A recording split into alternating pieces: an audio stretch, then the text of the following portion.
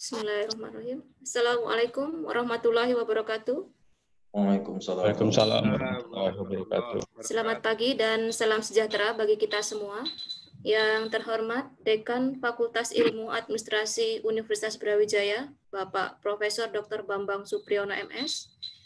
Yang kami hormati Ketua Governance Laboratori FIAUB, Bapak Dr. Mujibur Rahman Khairul Muluk MSI. Ketua Laboratorium Politik dan Tata Pemerintahan FIAUB, Bapak Dr. Andes Lukman Hakim MSc. Bapak Laurel Hedir SHMA dan Bapak Dr. Andes Andi Alfian Malarangang MSc, PhD sebagai pemateri dalam acara kegiatan ini.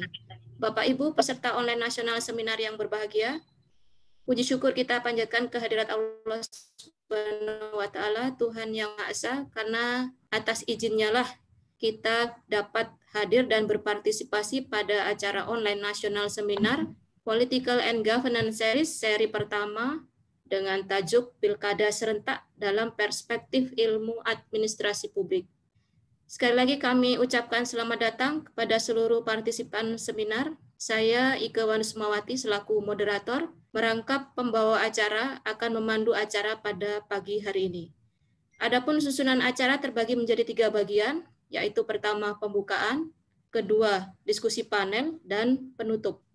Untuk pembukaan akan disampaikan oleh Dekan FIAUB, Bapak Profesor Dr. Bambang Supriyono.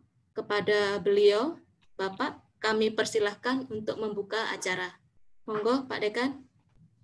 Bismillahirrahmanirrahim. Assalamualaikum warahmatullahi wabarakatuh.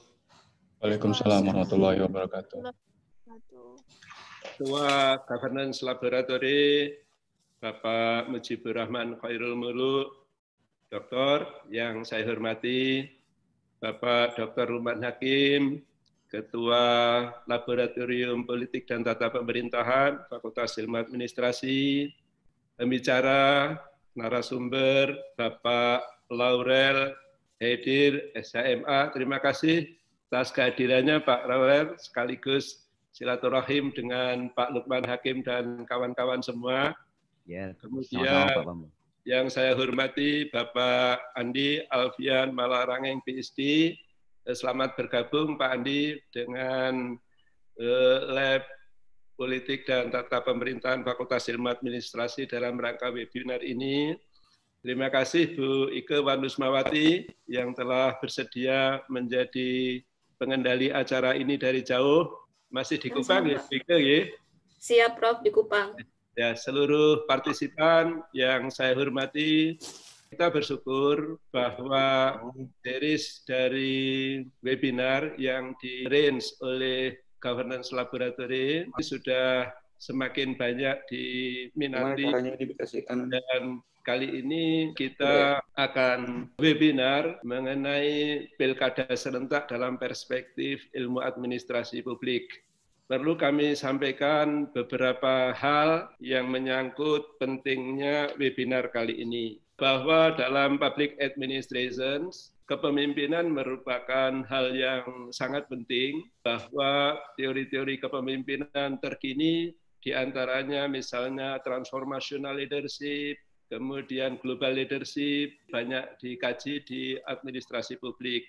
Pilkada merupakan salah satu substansi bagaimana partisipatory demokrasi ataupun representatif demokrasi untuk memilih pemimpin nasional. Karena itulah kita diskusikan pada hari ini. Juga dalam perspektif public administration ada perubahan atau pergeseran dari representatif demokrasi menuju partisipatory demokrasi. Ketika representatif demokrasi secara konseptual biasanya birokrasinya bersifat tradisional, akan bergeser ke partisipatory demokrasi dengan syarat bahwa birokrasinya birokrasi modern. Di Indonesia nampaknya sudah bergeser dari representatif demokrasi ke partisipatory demokrasi. Apakah partisipatory demokrasi ini sudah benar-benar siap? Nanti kita diskusikan. Karena suasana birokrasi di Indonesia yang barangkali masih bergeser dari tradisional menuju modern itu.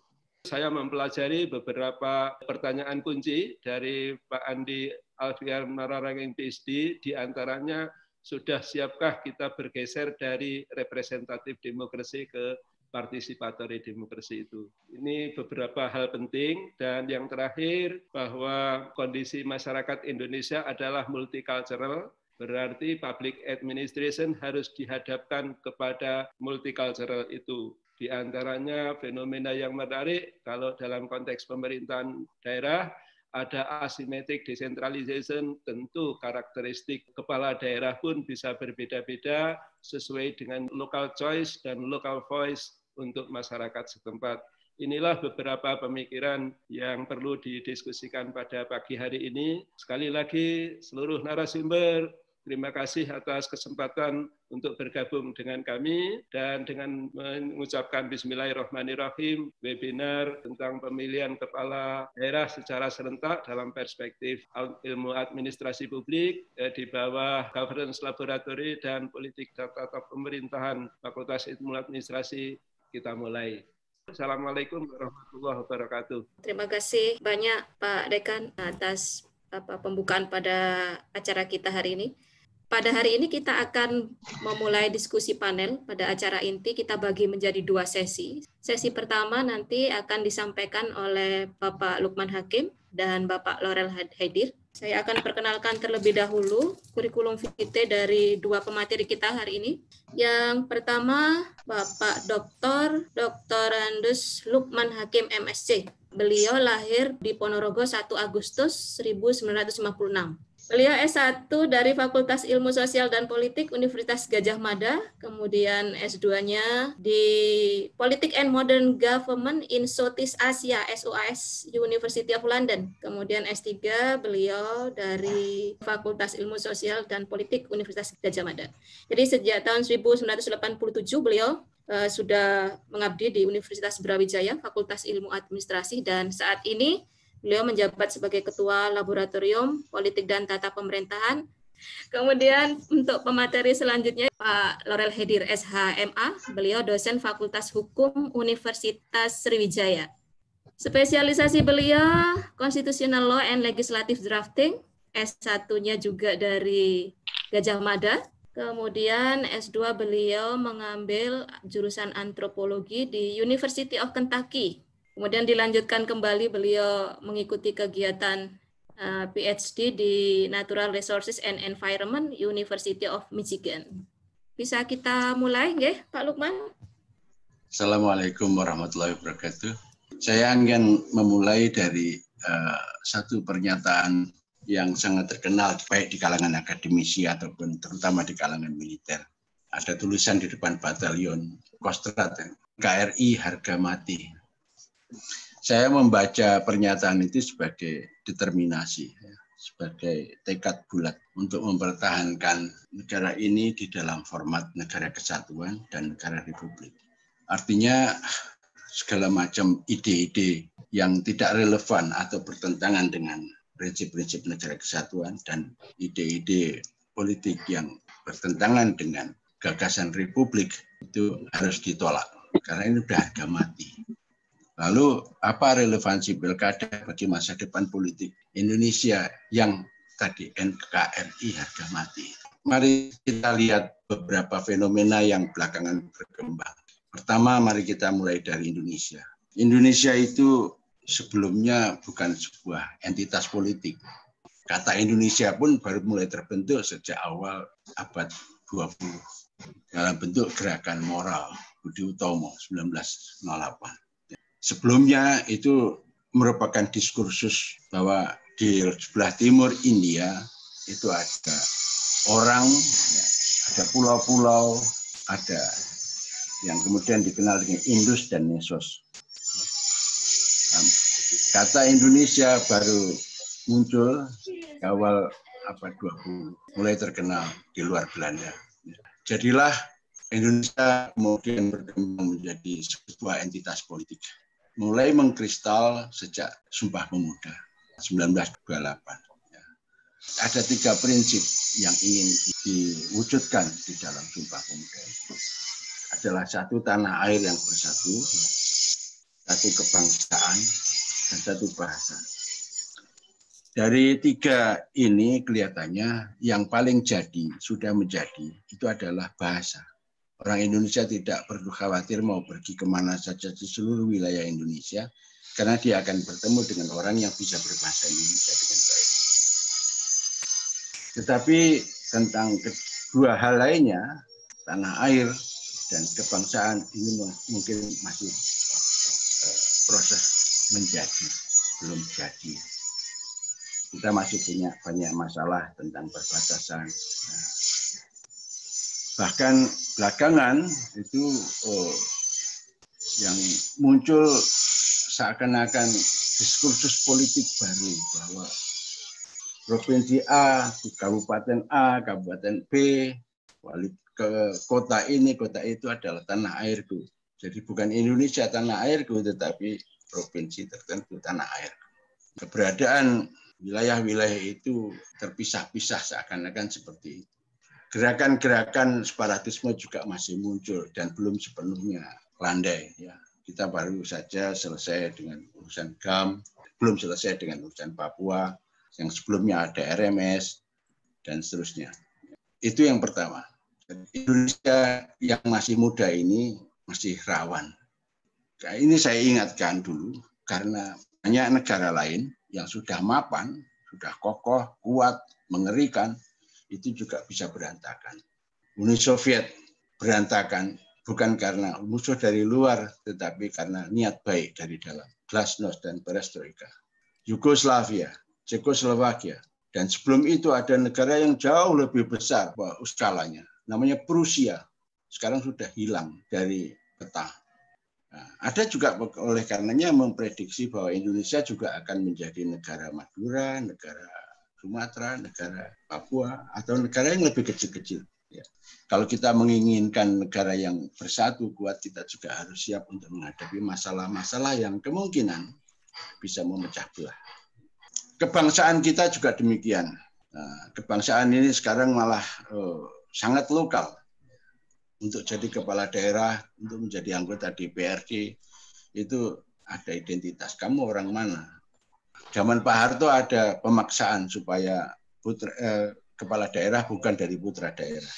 Tapi sekarang hampir tidak mungkin gubernur Papua berasal dari orang Jawa atau gubernur Aceh dari orang Jawa dan sebaliknya. Bahkan yang lebih kecil pada tingkat kabupaten kota. Jadi seakan-akan kebangsaan ini melakukan terjadi penyempitan menjadi lokalitas. Sesuai dengan determinasi kita, pemilu nasional harus dilaksanakan secara terawat. Karena pemilu itu menjadi sumber legitimasi politik bagi pemimpin nasional. Tapi apakah dengan demikian perlu ada pilkada? Nanti dulu.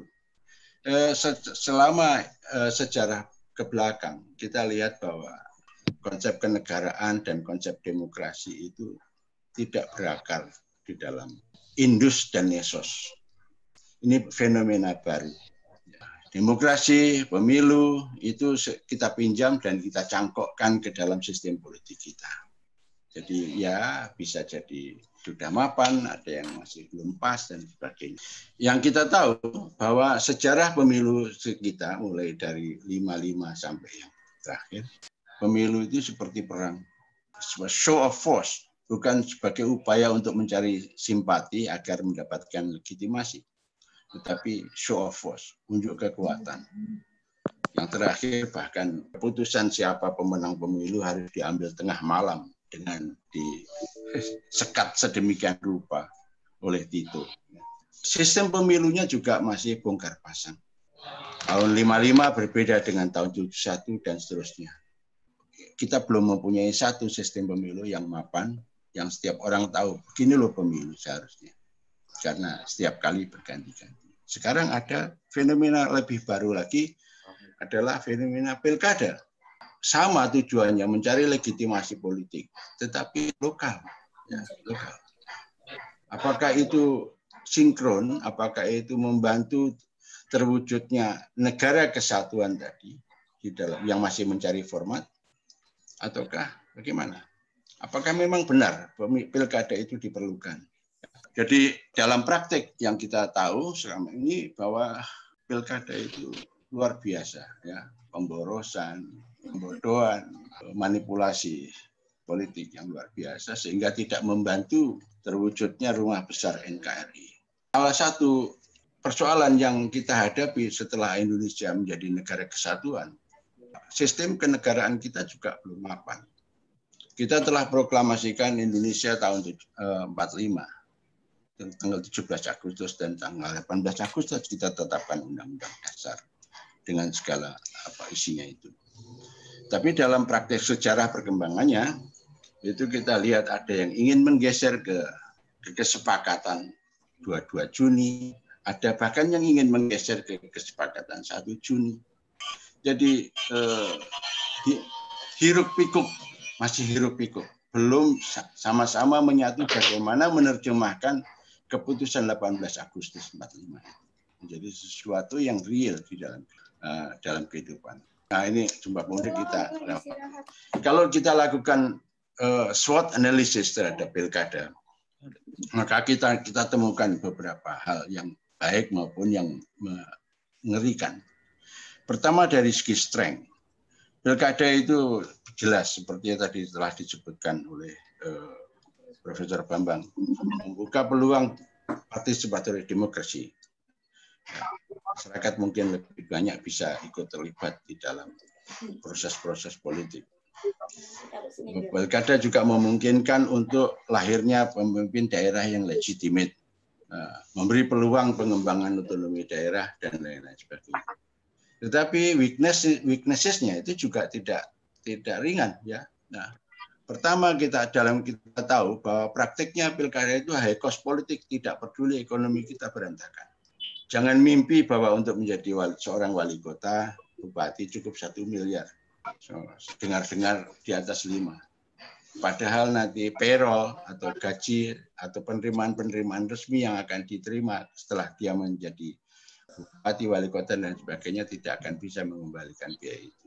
Ujung-ujungnya kita lihat berapa banyak kepala daerah, berapa banyak anggota DPRD yang terjaring KPK. Artinya kalau kita kembangkan terus, kira-kira seperti itu, biaya tinggi. Kedua, mobilisasi kekuasaan gaya baru. Kalau zaman Pak Harto, mobilisasi kekuasaan dengan kekuasaan, dengan agen birokrasi militer dan Golkar. Sekarang mobilisasi kekuasaan itu dengan uang, istilah kita money politics. Maka kita lihat yang bisa masuk ke jaring politik itu adalah orang yang punya uang atau orang yang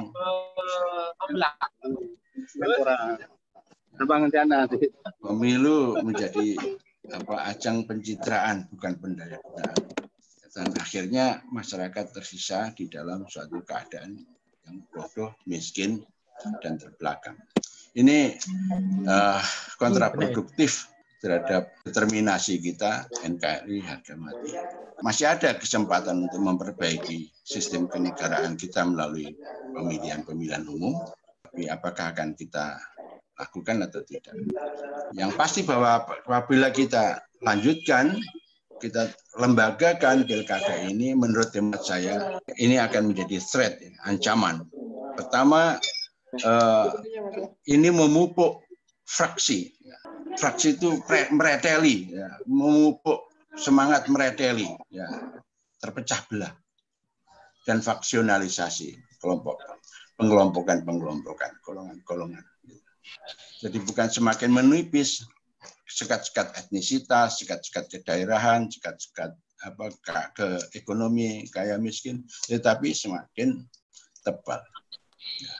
Ancaman kedua adalah misleading. Ya. Konsep otonomi daerah di beberapa kasus dimaknai secara resmi oleh daerahnya sebagai kedaulatan daerah. Jadi otonomi bukan kapasitas, tapi otonomi adalah norma kedaulatan. Nelayan Tegal tidak boleh fishing di laut Pekalongan, sebaliknya. Itu dulu tahun awal-awal Undang-Undang 2299. Saya kira Pak Andi nanti akan banyak cerita itu. Banyak sekali lokalitas seperti itu. Ya. Seakan-akan laut pun ikut bagian dari kedaulatan daerah. Jadi dikapling-kapling. Air begitu juga. Jadi ancamannya ini akan menjadi benih-benih pemisahan diri dan integrasi politik. Saya akan sampai kepada kesimpulan. Ya, pertama, tugas generasi penerus seperti kita ini adalah mewujudkan pemilu nasional yang luber sehingga melahirkan pemimpin yang legitimate. Itu penting. Ya. Jangan sampai pemilu ini terus-menerus berkembang menjadi ajang perang. Yang kedua, menurut hemat saya, pilkada itu harus diubah. Pilkada itu membahayakan keberlanjutan NKRI di masa sekarang dan masa depan. Saya kira itu. Cukup dengan appointment dan cukup dengan selection, bukan election. Semua lembaga-lembaga DPRD, pemerintahan daerah itu di dalam konsep negara kesatuan adalah bagian dari eksekutif. Jadi tidak yang menjadi bagian dari legislatif itu hanya di Jakarta. DPRD itu ya DPR ya dari Jakarta saja. Kalau DPR ada di daerah sama fungsinya seperti DPR di Jakarta, yaitu maaf kata itu bertentangan dengan ide negara kesatuan.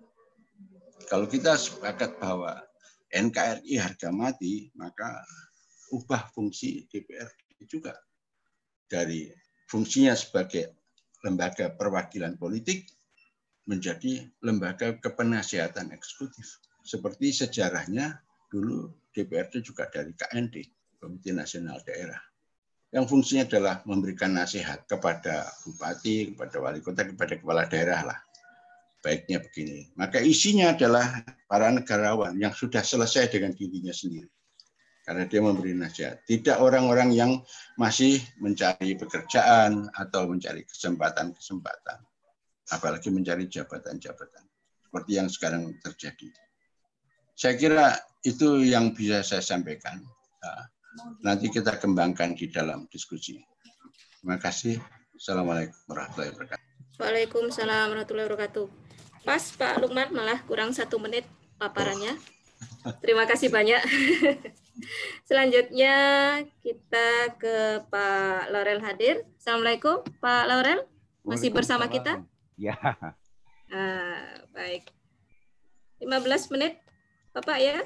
Ya. Nanti setelah itu baru kita diskusi. Silakan Pak. Saya dapat pesan untuk membahasnya dari aspek hukum. Saya mengasumsikan pesertanya dari kawan-kawan administrasi negara.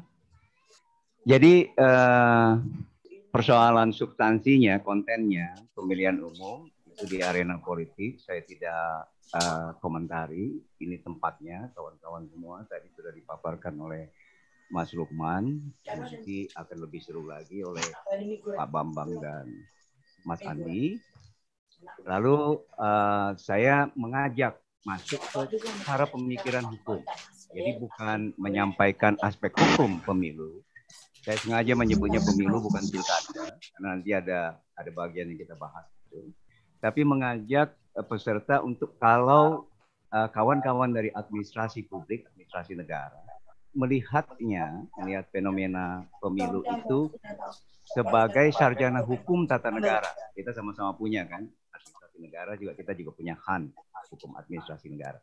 Oke, dia masuk ke ranah hukum pada saat proses politik ini untuk penyelenggaraan pemilu dituangkan menjadi kegiatan, ketentuan-ketentuan yang mengikat para pihak. Dikatakan mengikat karena akan disertai dengan sanksi, ancaman hukuman atas pelanggarannya. Nah, kalau kesepakatan politik itu dituangkan menjadi ketentuan yang mengikat dan disertai sanksi, dia masuk ke ranah hukum. Jadi begitu pendahuluannya. Lalu dalam konteks hukum di Indonesia,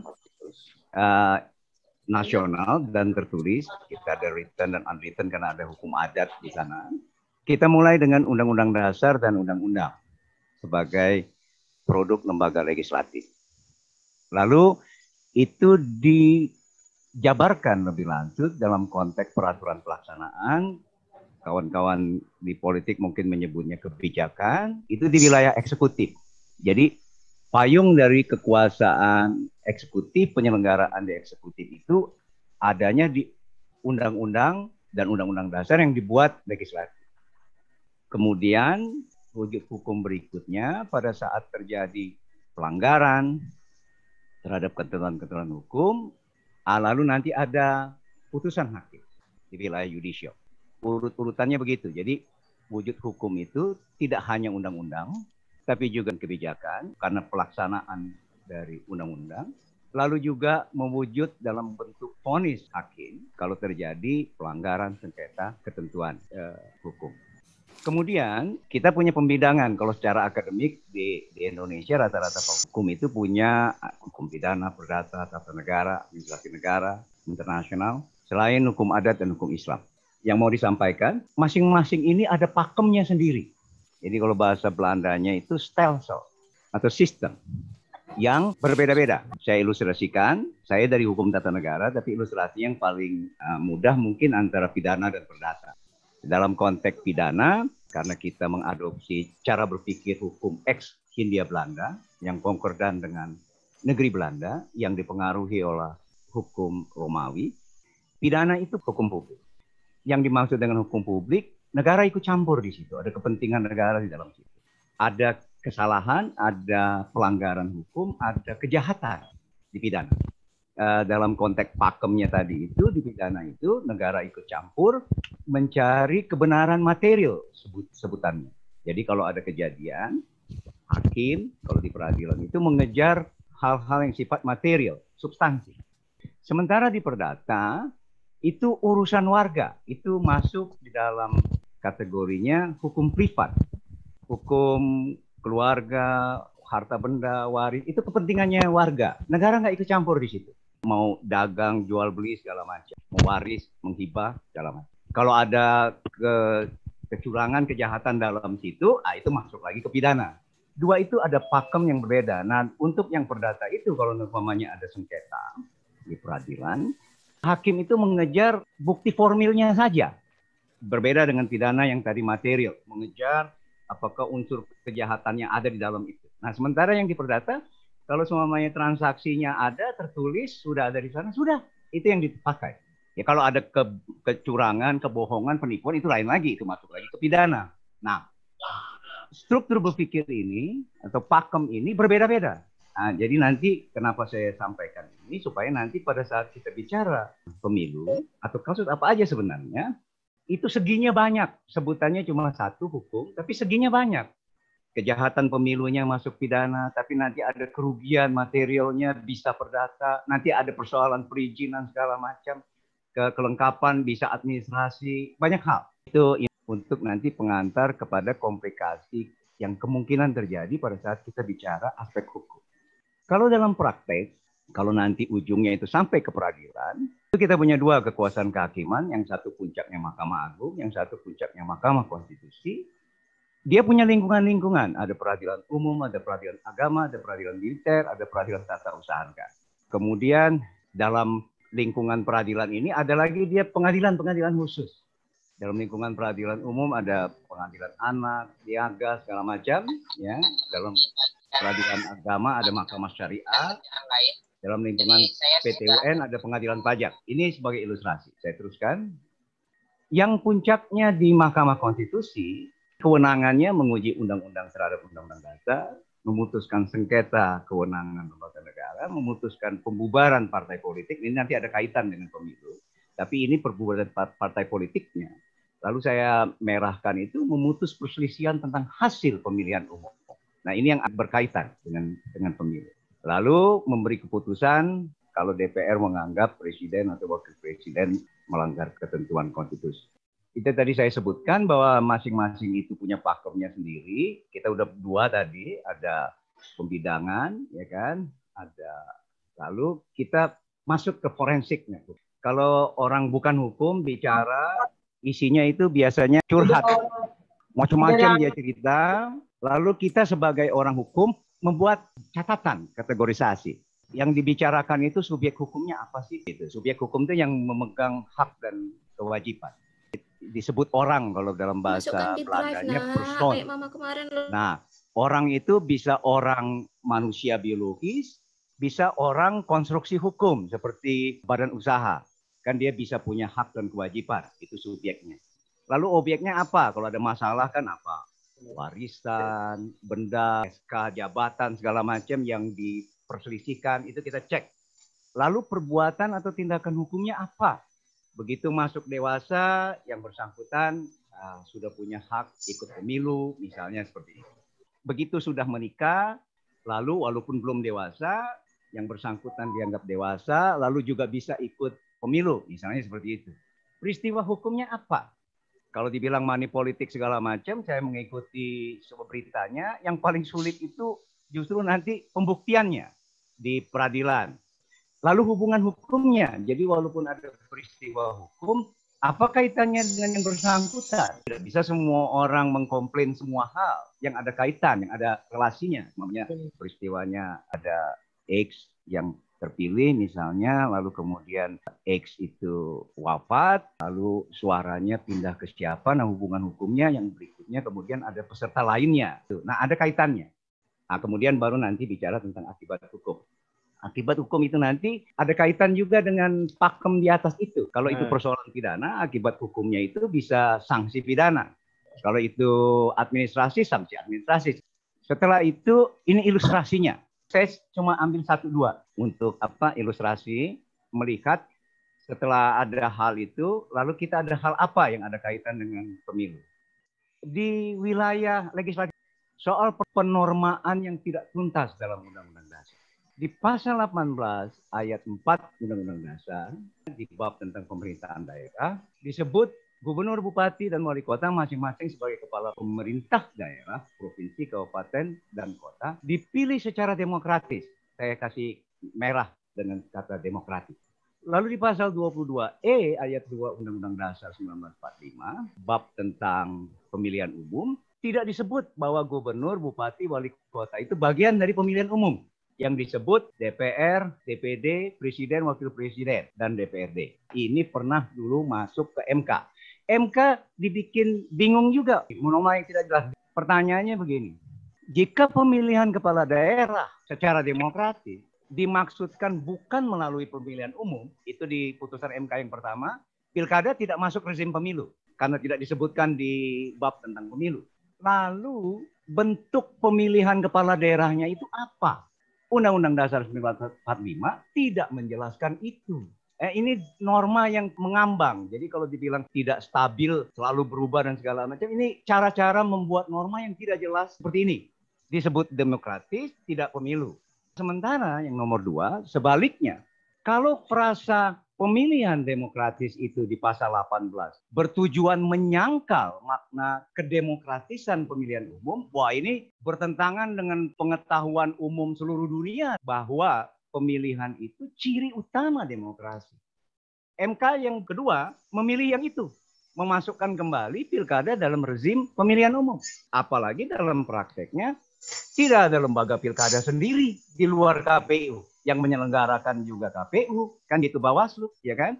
Dan kemudian setelah berjalan pilkada, yang dipilih kan legitimate juga dalam tanda kutip ya, walaupun Mas Lukman tadi menganggap legitimasi itu ada permasalahannya. Sehingga keputusan MK berdua walaupun final dan binding, ternyata bisa bergeser juga dia dengan inian yang lain. Penyebabnya norma di dalam Undang-Undang Dasar yang tidak tuntas. Saya kasih catatan ini nanti mungkin Bung Andi nih narasumber yang terlibat ya, secara wacana beliau paham karena PhD-nya General Election ya, secara praktik beliau terlibat pada saat terjadi reformasi, mungkin bisa menjelaskan.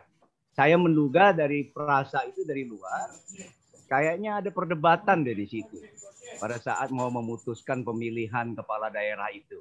Ada keraguan-raguan sehingga tidak memasukkannya ke pemilihan umum, tetapi itu apa wujudnya tidak tuntas. Sehingga akhirnya normanya jadi begini. Kemudian juga ada kekurangan bahwa di pasal 18 itu tidak menyebutkan status wakil gubernur, wakil bupati, wakil wali kota, padahal itu satu paket. Itu kekeliruan yang pertama. Di wilayah eksekutif itu ada pernah KPU memutuskan melarang terpidana korupsi. Padahal di Undang-Undang nomor 10 2016 tentang pilkada tidak ada itu. Nah, ini melanggar hierarki. Semangatnya silakan saja, ya kan? Tetapi KPU dalam penyelenggaraan itu melangkahi prinsip hierarki. Dia tidak boleh menambah-nambah norma di jalan. Karena norma itu cantolan paling atas, organiknya di undang-undang. Jangan ngarang di bawah undang-undang, kan seperti begitu. Undang-undang ininya dengan undang-undang dasar.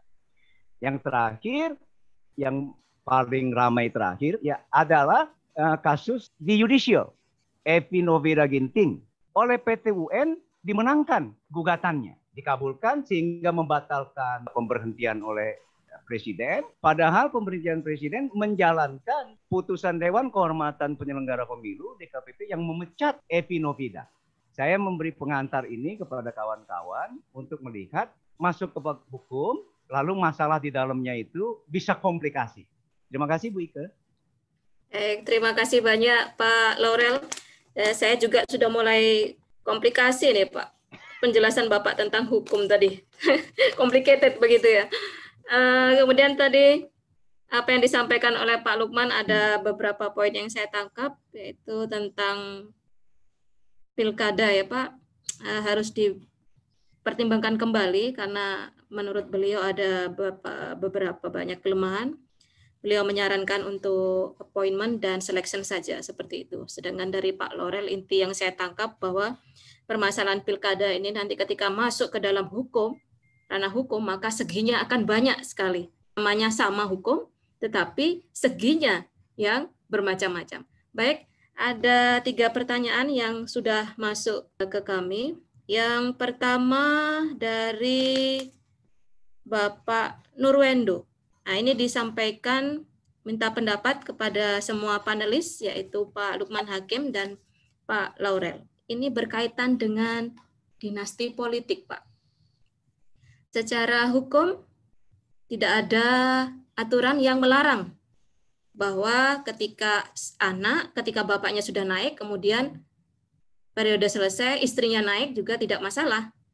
Senyampang dia masih memenuhi peraturan begitu. Kemudian setelah itu ada saudaranya lagi. Nah, menurut Bapak berdua ini bagaimana? Dilihat dari sisi kepatutan, meskipun secara aturan normatif kan tidak dilarang. Untuk pertanyaan yang kedua dari Ibu Elisa. Lebih baik mana menurut Bapak berdua, apakah kepala daerah dipilih oleh rakyat atau dipilih oleh DPRD begitu? Yang terakhir ditujukan terkhusus untuk Pak Lukman. Ini berkaitan dengan SWOT yang Bapak lakukan tadi.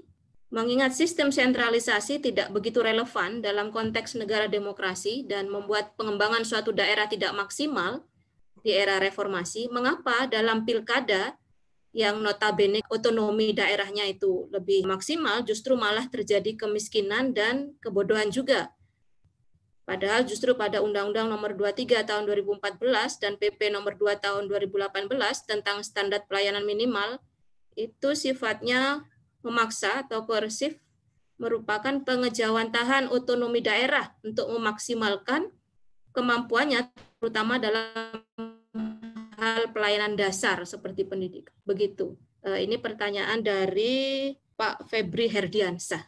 Monggo dari Pak Lukman atau Pak Laurel.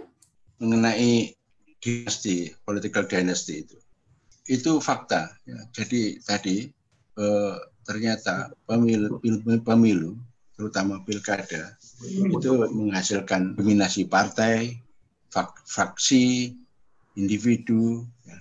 Jadi termasuk di dalamnya tentu adalah dinasti politik tadi. Yang itu bertentangan dengan kata demokrasi, NKRI. NKRI menafikan, menolak ide-ide itu. Kalau ada realitas seperti itu bertentangan dengan kata demokrasi. Jadi inilah realitas yang harus diperbaiki.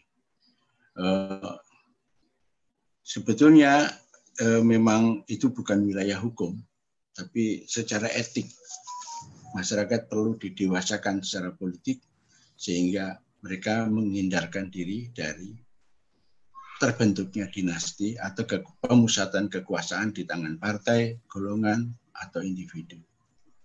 Itu jawaban saya terhadap dinasti politik.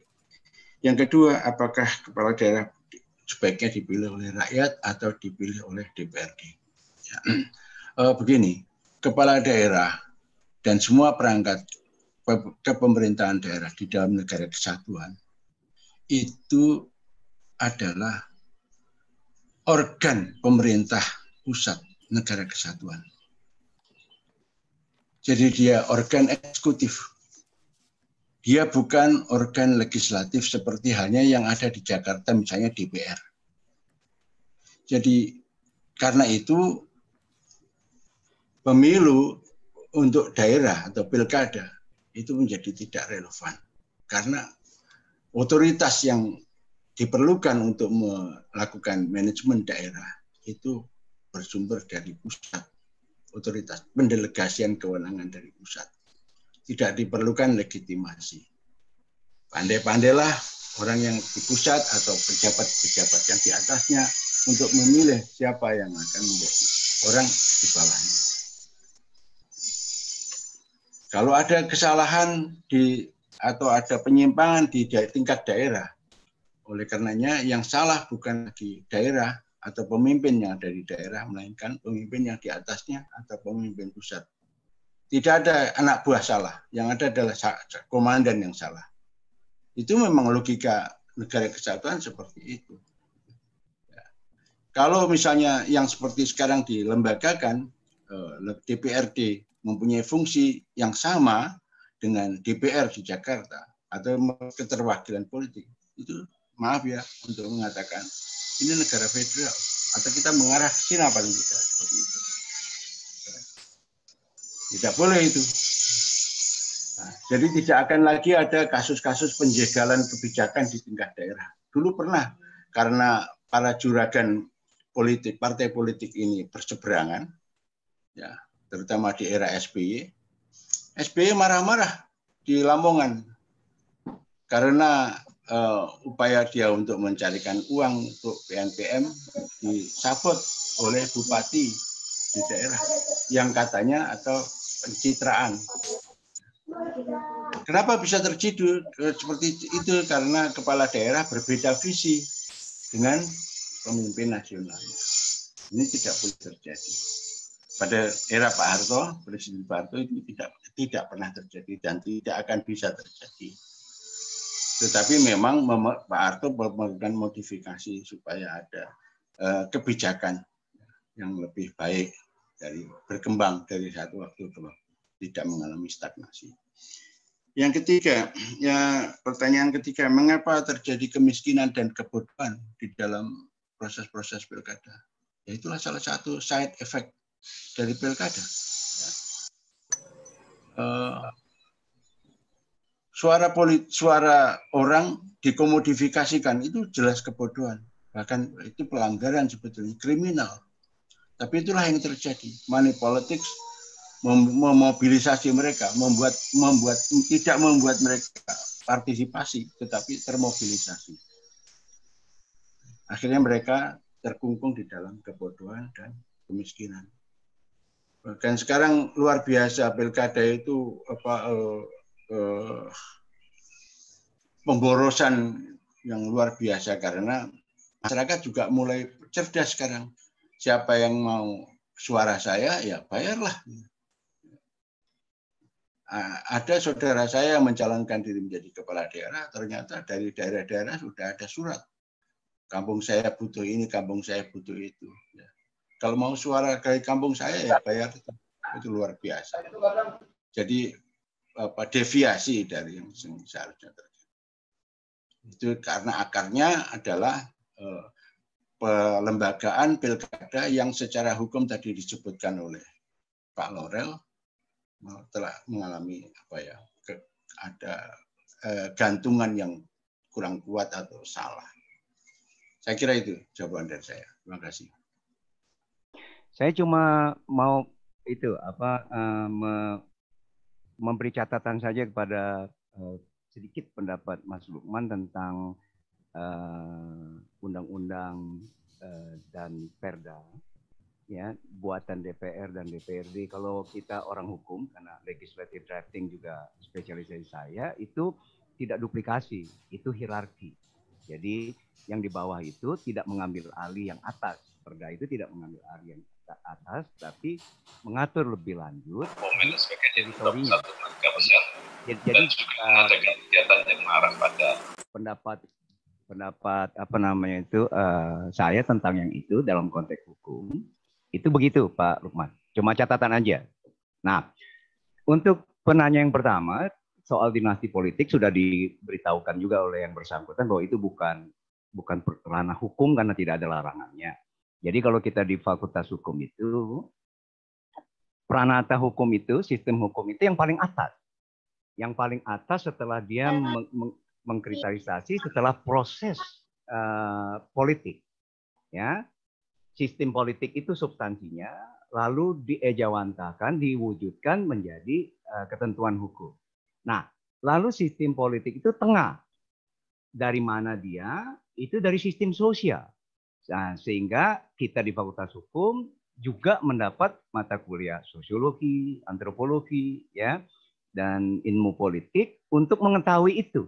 Jadi kalau semuanya soal dinasti, bagaimana value yang ada di sistem sosial kita? Selama sistem sosial kita masih kental feodalismenya, ya begitu itu, kan gitu. Ya, karena sistem politik kemudian prosesnya kan mengambil dari ini. Tapi penjabaran lebih lanjut itu bukan bagian saya. Saya cuma memberitahukan bahwa kalau rekayasa terhadap dinasti politik itu, kalau kami mendapat order hukum gitu, kita akan bilang bahwa itu urusan kawan-kawan di front line, di akar rumput untuk mengubah nilai-nilai sosial budaya masyarakat dari feodal sistem sosialnya, sehingga nanti proses politiknya itu mengejawantakan sistem sosial yang apalah namanya, egaliter kah, ya, atau demokratis, ya, seperti begitu. Lalu baru menjadi pranata hukum nanti. Lalu untuk yang penanya kedua, saya cuma memberi catatan, bukan pro kontra terhadap sebaiknya kepala daerah dipilih oleh rakyat atau DPRD, karena sebagai orang hukum tergantung kesepakatan politiknya, kan begitu. Nah, cuma dalam konteks review kita kan mestinya membuat juga sebelum membuat peraturan atau merubah peraturan kan mestinya kan ada kertas kerjanya itu. Ya, nah itu mestinya jangan fenomenologis, betul-betul dikaji.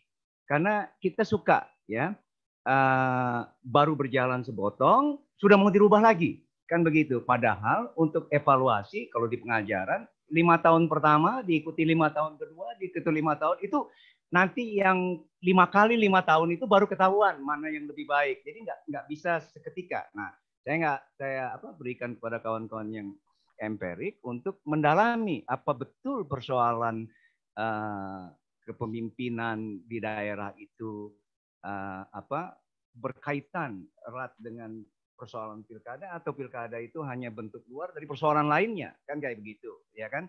Ada modal yang masuk, ada kaki tangan yang dibutuhkan, lalu ada kayak gitulah. Nanti kawan-kawan yang ilmu politik yang lebih paham itu. Saya cuma memberi catatan bahwa kalau menyebut kepala daerah, kami juga membacanya itu ada 2. Yang dimaksud gubernur provinsi atau bupati wali kota. Karena ada pemikiran, nanti Bung Andi pasti tahu karena ada timnya dulu di otonomi daerah itu ya. Yang ditarik ke nasional, untuk kemudian menjadi pejabat antara dari pusat ke daerah, ada yang menunjuk gubernur itu maksudnya. Sementara bupati wali kota di daerah teritori yang lebih spesifik, lebih kecil, nggak mungkin terjadi pemberontakan di situ, dibiarkan memilih dalam konteks itu. Jadi dibedakan kepala daerah yang mana ini, karena 2 itu mempunyai kualifikasi yang berbeda. Terima kasih. Baik, Bapak, terima kasih atas penjelasannya. Untuk Bapak Ibu peserta, kami akan memberikan satu pertanyaan untuk Pak Samuel Rizal. Bu, saya mau tanya, Bu. Oh, Pak Uhaib. Ya. Baik, silakan Pak Uhaib. Halo. Halo. Halo. Halo. Saya dulu, Bu. Oh ya, silakan Bang. Ya, silakan Bang Uhaib ya. Assalamualaikum warahmatullahi wabarakatuh. Baik. Saya senang ikut acara ini, tema yang sangat seksi dan sangat menarik. Bicara soal kebrengsekan demokrasi di negeri ini, yaitu money politik. Saya di sini ada guru saya, Bapak Dr. Lukman Hakim, itu dosen saya yang paling galak itu. Waktu saya kuliah di Universitas dia galak sama saya, tapi sangat sayang sama saya. Ya, saya waktu ujian disertasi dibantai habis-habisan. Terus, silakan. Laurel Haidar, kalau ini benar, maka beliau adalah yang mentraining saya waktu masuk HMI tahun 1981 di HMI cabang Jogja. Saya ingat namanya Laurel Haidar. Haidir. Mudah-mudahan benar itu. Oke, Pak Lukman, guru saya yang saya hormati, saya sedang mengadakan penelitian. Ada kaitannya dengan tema ini. Saya sekarang sedang mengadakan penelitian di 3 provinsi untuk Kalimantan Selatan. Temanya Pelkada dan Tambang dan Pelkada, the dynamic of local politics in South Kalimantan Province. Yang kedua, saya sedang mengadakan penelitian di Kalimantan Tengah juga, temanya menakar kekuatan politik uang dan politik identitas pada pemilihan gubernur di Kalimantan Tengah. Yang ketiga, tambang dan negara di Kalimantan Timur. 3 provinsi ini adalah daerah yang kaya sumber daya alam. Kalsel dan Kaltim itu daerah tambang batubara di mana banyak jenderal, banyak anggota Dewan Pusat, banyak pensiunan jenderal yang punya lahan tambang yang banyak sekali di sana. Untuk Kalteng itu kelapa sawit. Oke, saya sudah selesai menulis buku 3, satu judulnya Carut Maruk Tambang Batubara, yang kedua Demokrasi dan Predator Negara, Demokrasi and Predatory State. Memang tidak ada aturan yang melarang politik dinasti, tetapi politik ethics itu juga penting, Pak. Jadi kita tidak melihat saja soal-soal aturan, tetapi berpolitik itu soal namanya politik ethics itu juga penting. Yang absen di negeri ini di dalam perpolitikan saat ini pasca tumbangnya rezim Orde Baru adalah politik ethics. Sekarang demokrasi di Indonesia itu sudah disandra oleh kekuatan oligarki, the rise of local oligarki. Pilkada sekarang ini banyak dicokongi, dibandari, di financial supporting oleh local bosism untuk menjadi gubernur dan pilkada. Oke, saya ingin mengambil kasus Kalimantan Selatan. Tidak ada bupati di Kalimantan Selatan itu yang tidak memiliki latar belakang pengusaha tambang atau memang pengusaha tambang, begitu juga anggota DPR. Oleh karena itu, di Kalimantan Selatan, di beberapa daerah yang lain yang kaya sumber daya alam, maka kontestasi elektoral sesungguhnya adalah pestanya para mafia-mafia demokrasi, sehingga elektoral, kontestasi elektoral itu menjadi barang dagangan para partai politik, para aktor politik. Oleh karena itu, tidak mengherankan bila sekarang munculnya the rise of local oligarchy, the rise of political dynasty at level government. Contoh di Kalimantan Selatan banyak sekali yang politik dinasti, saya tidak usah menyebut. Nah, apalagi sekarang nih Presiden Jokowi. Mohon maaf Pak Uhaib. Mohon maaf Pak Uhaib, bisa dipersingkat Pak ya, karena masih ada satu sesi lagi berikutnya begitu. Pertanyaannya langsung Pak. Pertanyaannya adalah Presiden Jokowi baru 5 tahun jadi presiden itu sudah mengangkat anaknya dan menantu dan memberikan dukungan politik.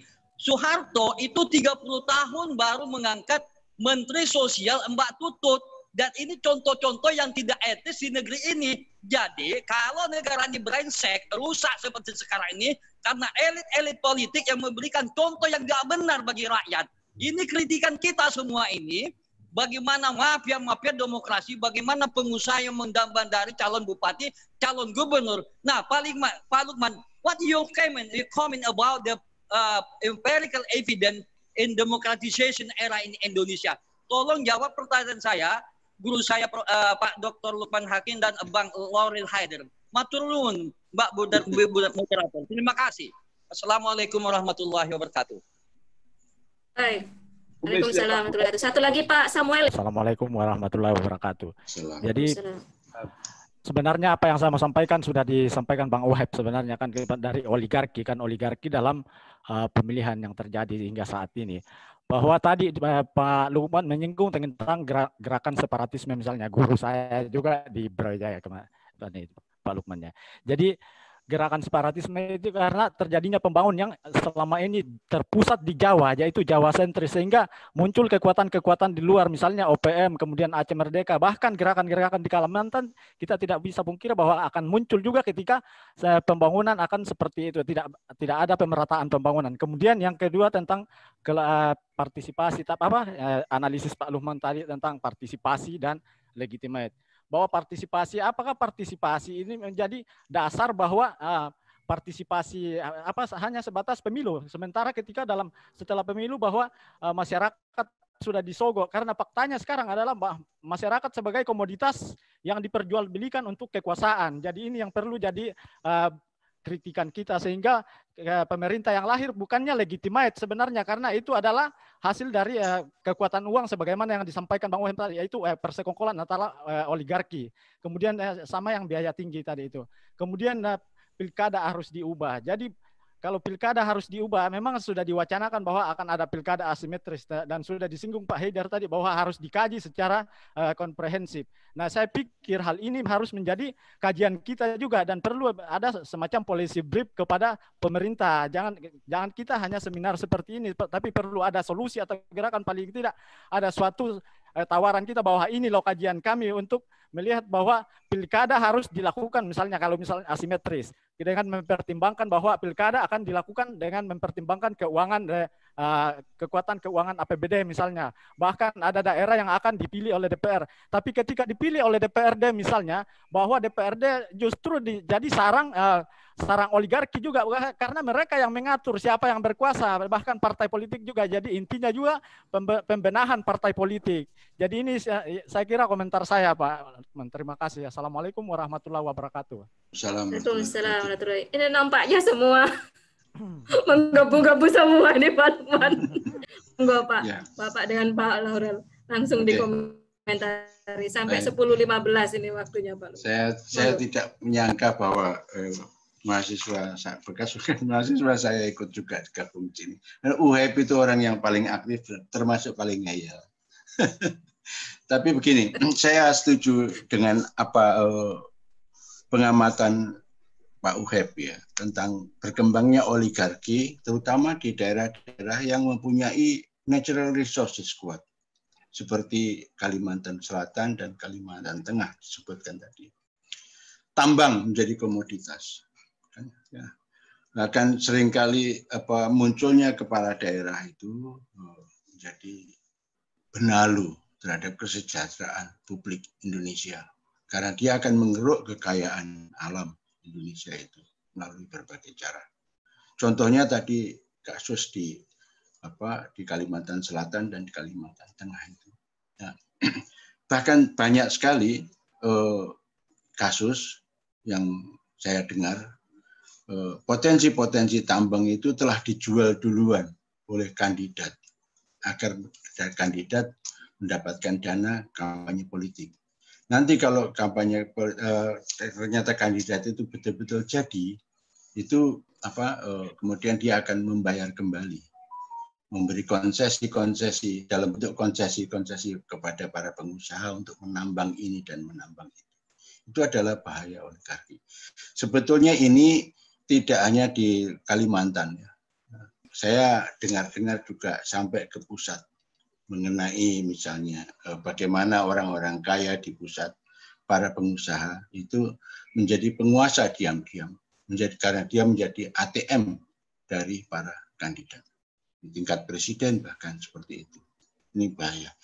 Bahaya yang kedua seperti yang disinyalir oleh tadi Pak Samuel, itu tidak hanya para oligarki ya, penguasa-pengusaha tetapi para oportunis, free riders, pembonceng-pembonceng gelap.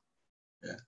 Orang yang tidak mempunyai kaitan dengan oligarki, tetapi dengan caranya dia bisa masuk ke dalam sistem-sistem dan akhirnya ikut-ikut menjadi pengeruk, kapal keruk terhadap kesejahteraan masyarakat. Menggaji dirinya sendiri, menetapkan fungsi-fungsinya, mengawasi belanja sebagainya sedemikian rupa sehingga dia mendapatkan keuntungan dari biaya yang telah dia keluarkan di dalam proses-proses pemilu. Ya. Ini oportunis itu banyak sekali. Kembang. Oleh karena itu saya menyarankan baik dari segi teori, dari segi norma maupun dari segi empirik seperti yang tadi dimintakan oleh Pak Uheb, pilkada paling tidak dihentikan sampai di sini saja. Diganti sistemnya, tetapi tentu harus dengan pengawasan dan modifikasi.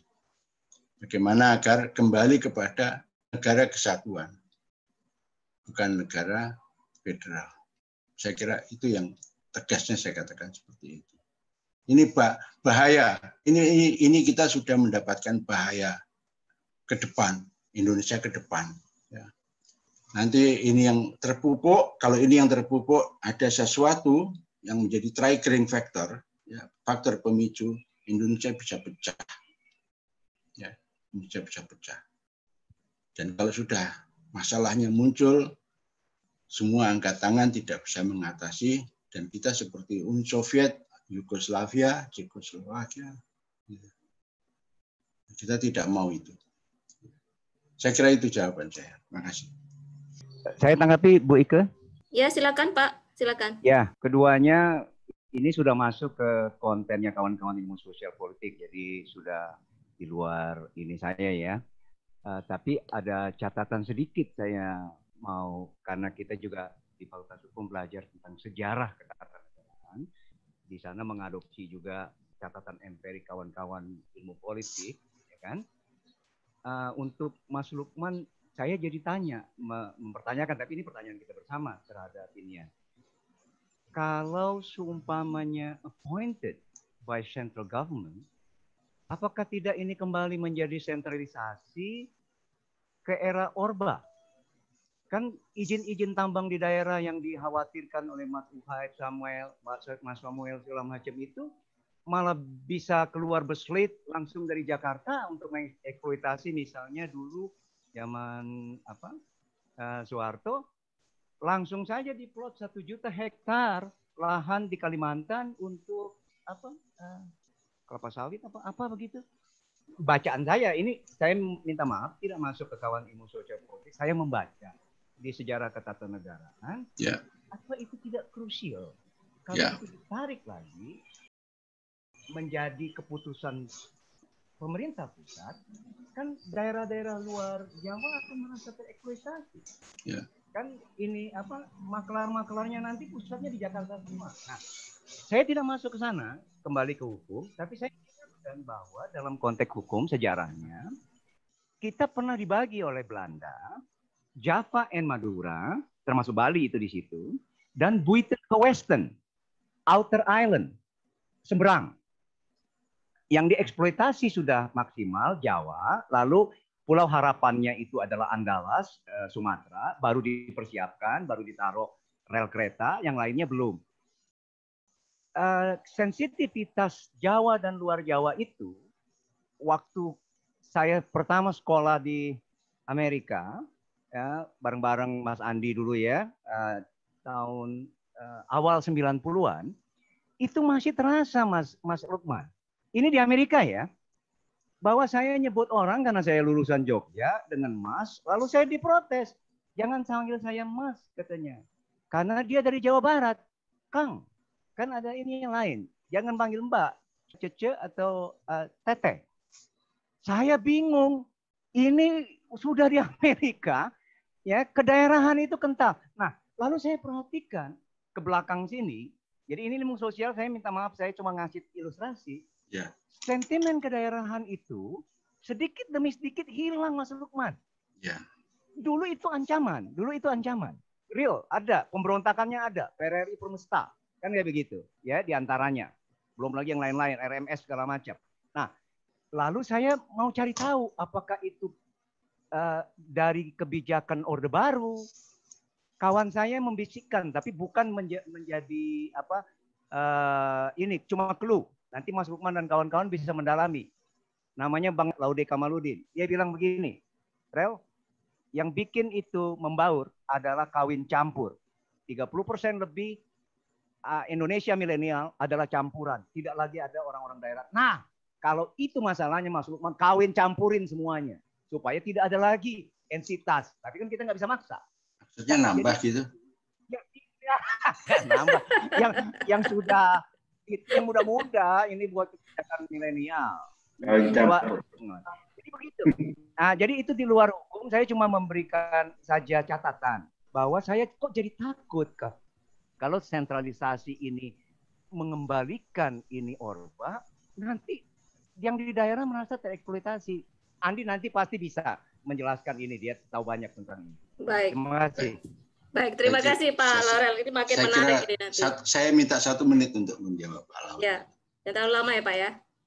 Ya, gini, sebetulnya setelah Orba pun yang fenomena seperti disebutkan Pak Laurel itu masih terjadi. Jadi ini bukan soal Orba atau tidak Orba. Ini adalah soal kebudayaan yang mengakar di dalam kita. Nepotisme itu akarnya dalam di dalam kebudayaan kita. Nah, kalau kita tahu Orba jelek, ada kejelekan lah dalam Orba, tidak semuanya saya kira.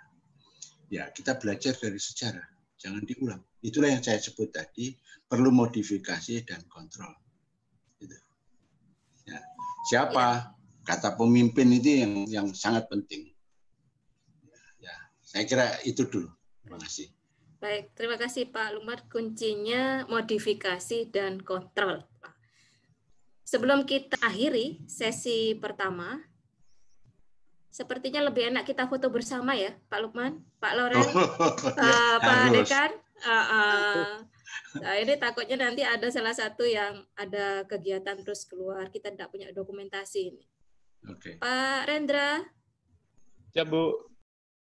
Mohon dihandle dulu, Pak.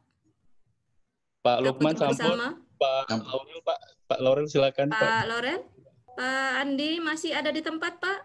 Hadir. Pak Muluk. Ibu Ike muncul muka dulu. Pak Wahab udah. Laurel. Ya, Pak Fuad. Terima kasih Pak Laurel, Pak Lukman. Pak Fuad jangan keluar dulu ya, masih ada setelah ini. Ditunggu Pak Andi Malarangeng tuh. Sandi, Pak Fuad, apa kabar? Alhamdulillah semua baik, Pak Laurel. Swakarya. Tambah muda aja Mas Fuad ini. Terima kasih Pak Laurel, Pak Lukman, terima kasih banyak partisipasinya dan materinya.